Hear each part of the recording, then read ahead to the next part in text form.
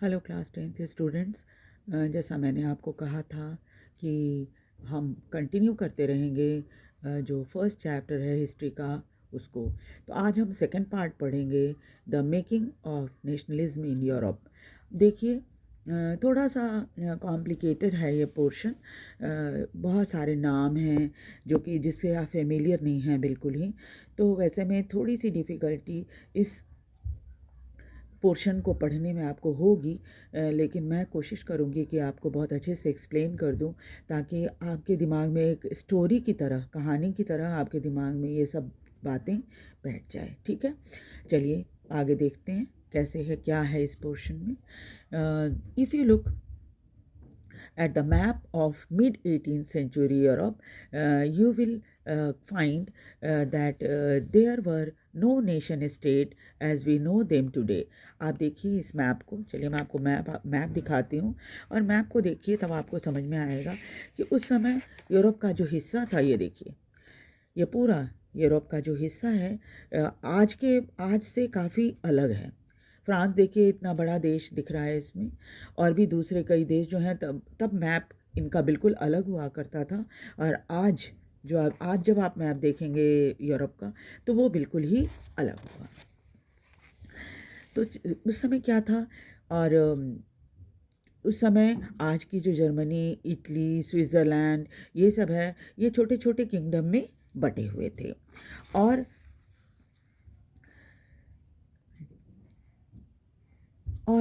सिर्फ किंगडम ही नहीं, बल्कि क्या था, डचेज़ और कैंटन्स। अब ये डचेज़ और कैंटन क्या होता है, ये भी थोड़ा सा आप समझिएगा तो ज़्यादा अच्छा रहेगा।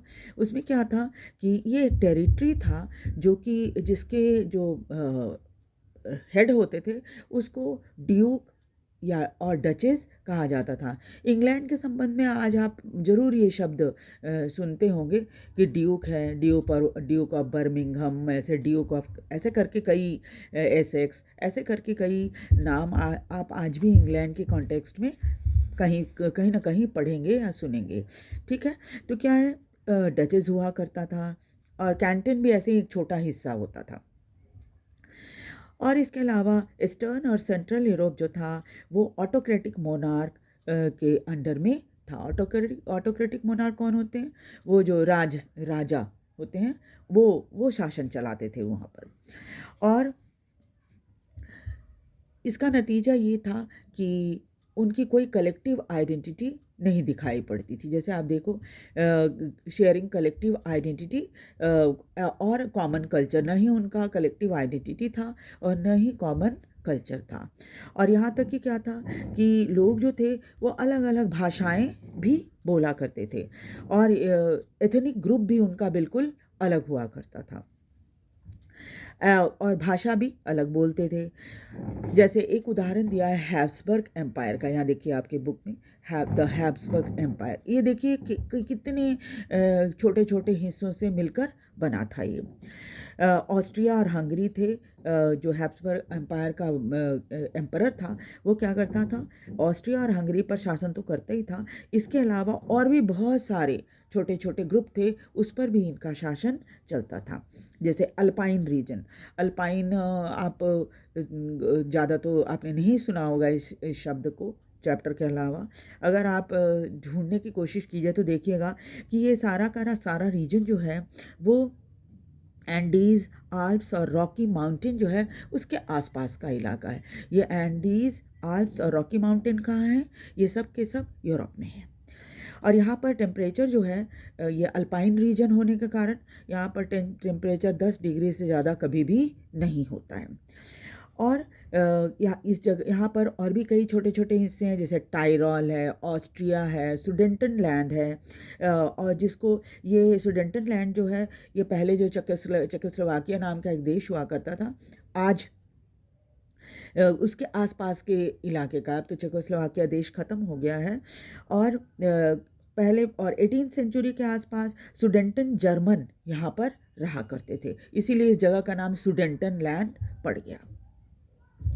इसके अलावा बोहेमिया, जो जहाँ पर एरिस्टोक्रेसी जो एरिस्टोक्रेसी कहते हैं, जो रईस लोग होते हैं उन लोगों को जर्मन स्पीकिंग, और यहाँ पर रहने वाले जो रईस थे वो जर्मन भाषा बोला करते थे। It also included Italian speaking Lombardy and Venetia, और यहाँ पर लोम्बार्डी और वेनेशिया तक इनका, ये जो हैब्सबर्ग एम्पायर है, इनका लोम्बार्डी और वेनेशिया तक इनका शासन था। यहाँ देखिए आप लोम्बार्डी और वेनेशिया, यहाँ तक इनका शासन हुआ करता था। और हंगरी, जहाँ तक हंगरी की बात है, शुरू में ही हमने देखा ऑस्ट्रिया और हंगरी। तो यहाँ पर क्या था कि जो भाषा थी वो मेग्यार कही जाती थी। यहाँ मेग्यार नाम की भाषा बोली जाती थी। यहाँ देखिए आपके बुक में भी दे रखा है, मेग्यार भाषा बोली जाती थी। और बाकी लोग जो थे वो अलग अलग भाषाएं बोला करते थे। इन गलेसिया जो एरिस्टोक्रेट्स थे वो पोलिश भाषा बोला करते थे। और इस अपार्ट फ्रॉम दीज पीजेंट और साधारण किसान लोग थे, वो रहते थे वहाँ पर। बोहेमियंस रहते थे, स्लोवाक रहते थे, और नॉर्थ में स्लोवेन्स रहा करते थे, जो कि कार्नियोला जगह है वहाँ तक ये सब जो साधारण लोग थे वो रहा करते थे। उसके अलावा रोमन्स ईस्ट ट्रांसिल्वेनिया, जो कि आज का जो आप रोमानिया देखिएगा वहाँ पर ये इलाका है, आज के रोमानिया के पास में। वो वहाँ पर उस समय क्या कहलाता था, मध्य यूरोप या सेंट्रल यूरोप कहलाता था। आज हम उसको रोमानिया बोलते हैं, लेकिन उस समय यह मध्य यूरोप का इलाका कहलाता था। अब आप समझ ही सकते हैं कि इतनी वैरायटी होने पर, लोगों की भाषा और रीजन जो है सब अलग अलग होने पर, उनको पॉलिटिकल यूनिटी बनाना, सबको एक जगह इकट्ठा करना। हम तो बार बार ये बात कह रहे हैं, नेशनलिज्म की बात हो रही थी, आप इस बात को बिल्कुल मत भूलिएगा, क्योंकि ये तो बैकग्राउंड में है। और इसी के इस ग्राउंड पे इन सब को मिलाकर एक जगह करना, यूनाइट करना कितना मुश्किल काम होगा। और सबसे बड़ी बात तो ये थी कि इतनी वैरायटी होने के बावजूद भी बस एक ही चीज़ थी जो इनको आपस में जोड़ी हुई थी। वो क्या थी कि एम्पायर जो थे, हैब्सबर्ग एम्पायर, वो इसके अंदर रह रहे थे, और इनका एम्परर बस एक ही आदमी था। बस एक ही बात ऐसी थी जो इन पूरे हैब्सबर्ग एम्पायर को जोड़ी हुई थी, क्योंकि इनका जो एम्परर था वो एक था। अब देखिए इसके सेकंड पार्ट में हम चलते हैं, the aristocracy and the new middle class. ये क्या है? अब एरिस्टोक्रेसी और न्यू मिडिल क्लास जो है, जैसे अब इसको अगर मैं हिंदी में आपको अर्थ बताऊं तो सामाजिक और राजनीतिक से देखना है हमें इसको। अब यहाँ क्या क्या है?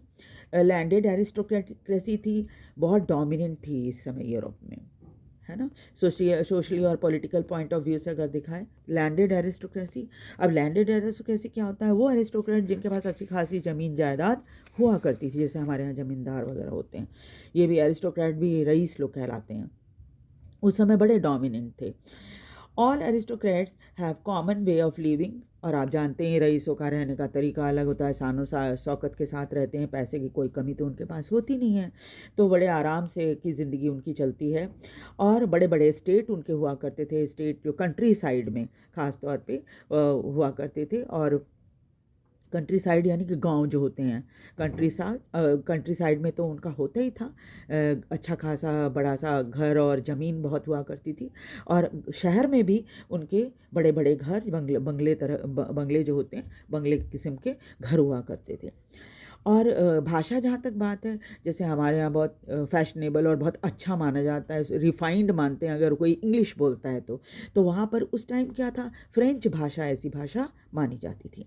और क्योंकि हाई सोसाइटी में तब फ्रेंच भाषा ही बोली जाती थी। और इनके और क्या गुण थे, ये सभी अगर आपसे पूछा जाए एग्ज़ाम में कि लैंडेड एरिस्टोक्रेसी के कुछ फीचर्स आप बताइए, तो आप ये सभी बातें अपने आंसर में लिखेंगे। उसके बाद क्या है, फैमिलीज़ जो थी इनकी, ये अमीर थे, शादियाँ ऐसी होती थी, अमीर लड़के या लड़की की शादी किसी अमीर खान एरिस्टोक्रेट के परिवार में हुआ करती थी। तो एक तरह से समझिए कि ये अमीर जो थे रिश्ते से भी बंधे हुए थे। और लेकिन इसके अलावा क्या था कि जो इनका ग्रुप था बहुत छोटा था। आपको पता ही है, आज भी अमीरों की संख्या आपसे देश में पूछी जाए तो 2-4%, 5% से ज़्यादा नहीं होते अमीर। तो उस समय यूरोप में भी ऐसी ही हालत थी कि इनकी वैसे तो बड़े पावरफुल होते थे, लेकिन इनकी संख्या जो थी वो बड़ी कम होती थी। लेकिन और बाकी आबादी की जहाँ तक बात है, तो मेजॉरिटी ऑफ पॉपुलेशन जो थी वो पीजेंट्री थी। पीजेंट्री यानी किसान जो होते हैं वो होते हैं। Western part of Europe, bulk of land was farmed by tenants. और यूरोप के जो वेस्टर्न पार्ट है वहाँ पर ज़्यादातर खेती का काम, अभी तो बड़े बड़े लोगों जो एरिस्टोक्रेट थे उनके पास ज़मीन होती थी, वो खुद तो खेती करते नहीं थे, तो टेनेंट जो है खेत जोतने वाले, वो इनका काम किया करते थे खेती का। और ऐसे ऐसे लोग भी थे जिनके पास ज़मीन तो थी बट बहुत थोड़ी थोड़ी सी थी। ये अपने अपने यहाँ खेती किया करते थे अपने लिए, और साथ ही साथ जो एरिस्टोक्रेट्स होते थे उनके यहाँ भी खेती किया करते थे।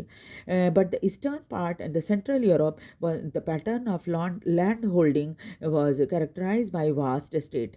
लेकिन जो ये तो मैंने बताया आपको, वेस्टर्न पार्ट में ऐसे होता था। ईस्टर्न पार्ट में क्या होता था और सेंट्रल यूरोप में क्या होता था, यहाँ पर ज़मीन बहुत बड़ी बड़ी होती, ज़मीन के टुकड़े बहुत बड़े बड़े हुआ करते थे। और साथ ही साथ क्या होता था, इस पर काम करने वाले लोगों को सर्फ कहा जाता था। सर्फ एक तरह समझिए कि बंधुआ मजदूर किस्म के लोग होते थे, जो कि जैसे आप देखें जो एरिस्टोक्रेट होते हैं उनके नीचे काम करने वाले सबसे लोअर ग्रेड इनकी, या जो क्लास कहिए इनकी हुआ करती थी, जो कि खेती का काम करते थे। When in western and central part of Europe industrialization began, फिर क्या हुआ, धीरे धीरे करके यूरोप जो है इंडस्ट्रियलाइज होने लगा। इंडस्ट्रीज़ यहाँ पर आने लगी, फैक्ट्री वगैरह लगने लग गई। तब क्या हुआ कि पहले जो है फैक्ट्री लगने का काम ईस्टर्न और सेंट्रल यूरोप में शुरू हुआ। हालांकि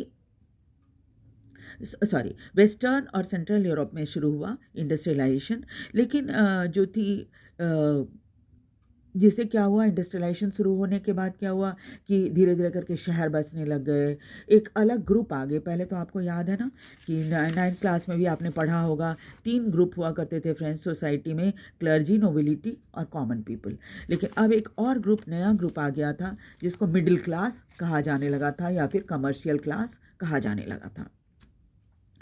और ये वो ग्रुप थी जो कि जिनका जन्म जो है एग्जिस्टेंस इस पर बेस था कि ये फैक्ट्री में जो चीज़ें बनती थी वो मार्केट में आती थी, उसके कारण ये कमर्शियल क्लास बन गया था, जो बेचने खरीदने का काम करते थे, है ना, फैक्ट्री सामान लाकर। उसके बाद इंडस्ट्रियलाइजेशन जब इंग्लैंड में second half of the 18th century में शुरू हुआ, तो और फ्रांस में कुछ हिस्से में शुरू हुआ। जर्मनी में तो बिल्कुल 19th सेंचुरी आने के बाद इंडस्ट्रियलाइजेशन शुरू हुआ, और इसलिए एक नई जो सोशल ग्रुप बनी, इनको बाद में मिडिल क्लास कहा जाने लगा। शुरू में तो कमर्शियल क्लासेस कहा जाता था, लेकिन बाद में इनको मिडिल क्लास कहा जाने लगा। और मिडिल क्लास में सभी आने लगे, ये जो इंडस्ट्रियलिस्ट हैं, बिजनेसमैन हैं, प्रोफेशनल हैं, ये सब के सब आने लगे। इनको इसी कैटेगरी में, मिडिल क्लास की कैटेगरी में रखा जाता था। सेंट्रल और ईस्टर्न यूरोप में क्या था कि लेट 19th सेंचुरी तक इनका ग्रुप बहुत छोटा था, क्योंकि आपको पता है ना, इंग्लैंड में जब इंडस्ट्रियलाइजेशन शुरू हुआ तो बाकी और दूसरे यूरोप के हिस्से में भी इंडस्ट्रियलाइजेशन शुरू हुआ, लेकिन बहुत ही स्लो था। और इतना स्लो था कि करीब 19th सेंचुरी 20th सेंचुरी आते आते तब जाकर इनमें सही तरीके से इंडस्ट्रियलाइजेशन हुआ। It was among the educated liberal middle classes that the idea of national unity, follow the abolition of aristocratic privilege, gained popularity. और अब क्या था, धीरे धीरे करके लोग पढ़ने लगे थे। आपको पता ही है कि तब प्रिंटिंग प्रेस वगैरह आ गया था, किताबें खूब छपने लगी थी, लोग पढ़ने लगे थे। तो ये आइडिया बड़ी जल्दी पॉपुलर होने लगा लोगों के बीच कि जो नेशनल यूनिटी है वो तब बढ़ सकती है जब एरिस्टोक्रेटिक प्रिविलेजेस जो है वो ख़त्म कर दिया जाए। और इन पढ़े लिखे लोगों में ये जो एरिस्टोक्रेटिक प्रिविलेज, आप समझते ही होंगे एरिस्टोक्रेटिक प्रिविलेज का मतलब कि पहले क्या था, ज़मींदार का बेटा ज़मींदार और अमीर का बेटा अमीर, इस तरह से कैटेगरी बनी थी। मिडिल क्लास में ये चीज़ पॉपुलर होने लग गई कि भाई बहुत अच्छी बात है कि एरिस्टोक्रेटिक प्रिविलेज को ख़त्म कर दिया जाए। खुश हो रहे थे वो लोग कि एरिस्टोक्रेटिक प्रिविलेज ख़त्म कर दिया गया है। उसके बाद देखिए what did liberal nationalism stand for. अब हम देखेंगे लिबरल नेशनलिज्म क्या होता है। पहले तो ये शब्द जो है लिबरल नेशनलिज्म, ये आप समझ लीजिए कि लिबरल मतलब कि उदार होना, है ना, और राष्ट्रवाद, उदार राष्ट्रवाद की का क्या मतलब होता है ये आपको समझना है। तो आइडिया ऑफ नेशनल यूनिटी जो था 19th सेंचुरी यूरोप में, वो इसी चीज़ पर, या आइडिया ऑफ नेशनलिज्म के ऊपर ही आधारित था। यानी कि उदारवाद मतलब कि व्यक्तिगत स्वतंत्रता सबको मिलनी चाहिए, ये कहा जाता था। ये जो वर्ड है एक लैटिन वर्ड है, लिबर वर्ड है, और इसका क्या अर्थ होता है? लिबर का मतलब होता है फ्री। तो जो न्यू मिडिल क्लास बनी थी, उनके लिए लिबरलिज्म का मतलब था कि freedom of an individual and equality before law. उसका क्या मतलब था कि लोगों को व्यक्तिगत स्वतंत्रता मिले, और साथ ही साथ क्या है, लॉ के समान, कानून के सामने वो बराबर हों। पॉलिटिकल पॉइंट ऑफ व्यू से अगर देखा जाए तो इसका मतलब था गवर्नमेंट बाय कंसेंट। जैसा कि आप जानते ही हैं कि जब फ्रेंच रिवॉल्यूशन हुआ था, तो यही था ना फ्रेंच रिवॉल्यूशन में कि भाई जो कॉन्स्टिट्यूशन बनेगा उसमें सभी नागरिक जो हैं वो समान होंगे। और फ्रेंच रिवॉल्यूशन जब हुआ तब लिबरलिज्म को जो लिबरल लोग थे वो तीन चीज़ें देख रहे थे। एंड ऑफ एरिस्टोक्रेसी, पहले तो था कि भाई ये जो एरिस्टोक्रेसी है उसको ख़त्म कर दिया जाए। क्लैरिकल प्रिविलेज, क्लर्जी कहते हैं उन लोगों को जो कि चर्च में काम करते हैं, उन लोगों को बहुत सारी छूट मिली हुई थी। जब हमने फ्रेंच, मैं बार बार आपको ये बात याद दिला रही हूँ, 9th क्लास में आपने ये चीज़ पढ़ी होगी, क्लर्जी, नोबिलिटी और कॉमन पीपल। तो क्या था, उस समय इनके पास धन संपत्ति बहुत होती थी, क्लर्जी और नोबिलिटी, लेकिन ये टैक्स नहीं देते थे, और जो सिर्फ कॉमन मैन जो होता था वो टैक्स दिया करता था। तो इसलिए सभी चाहते थे कि ये जो सुविधाएँ इनको क्लर्जी और नोबिलिटी को मिली हैं बिल्कुल ख़त्म हो जाए, और लिबरल लोग तो बिल्कुल चाहते थे किसी तरह से इसको ख़त्म करो आप, और संविधान रहेगा जो, और रिप्रेजेंटेटिव गवर्नमेंट बनेगी, पार्लियामेंट के थ्रू सारा काम चलेगा। ये तो फ्रेंच रिवॉल्यूशन के समय ही ये कंसेप्ट आ गया था। अब था कि 19th सेंचुरी में लिबरल तो ये प्रॉपर्टी के मामले में भी थोड़े से ये हो गए थे, कॉन्शियस हो गए थे कि भाई प्रॉपर्टी कोई इनकी छीन नहीं सकता, ठीक है।